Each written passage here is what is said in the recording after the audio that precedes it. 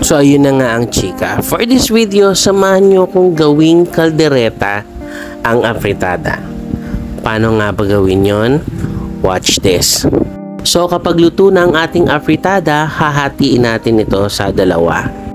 So yung kalahati, pwede nang iserve as afritada, and then yung other half, lalagyan natin ng coconut milk at peanut butter.